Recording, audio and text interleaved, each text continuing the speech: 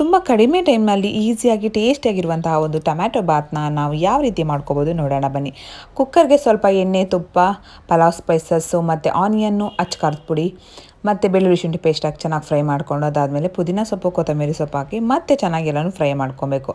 ಅದಾದಮೇಲೆ ಸ್ವಲ್ಪ ಗರಂ ಮಸಾಲ, ಸ್ವಲ್ಪ ಸಾಲ್ಟು ಮತ್ತು ಸ್ವಲ್ಪ ಅರಿಶಿನ ಪುಡಿನ ಹಾಕಿ ಅದನ್ನು ಕೂಡ ಚೆನ್ನಾಗಿ ಮಿಕ್ಸ್ ಮಾಡ್ಕೊಳ್ಳಿ. ಅದಾದಮೇಲೆ ನೀವು ಏನು ಅಕ್ಕಿ ತೊಗೊಂಡಿರ್ತೀರ ಅದಕ್ಕೆ ಅಷ್ಟಕ್ಕೆ ನೀರನ್ನ ಹಾಕ್ಕೊಳ್ಳಿ. 1 ಲೋಟಕ್ಕೆ 2 ಲೋಟ ನೀರನ್ನ ಹಾಕ್ಕೊಳ್ಳಿ.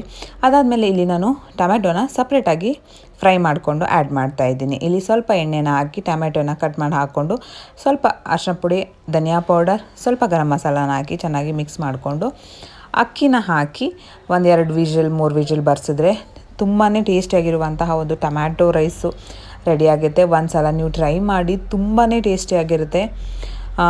ಹೇಗೆ ಬಂತು ಅಂತ ನನಗೆ ಕಾಮೆಂಟ್ ಮಾಡಿ ಹೇಳಿ, ಮತ್ತು ಸಬ್ಸ್ಕ್ರೈಬ್ ಮಾಡಿ.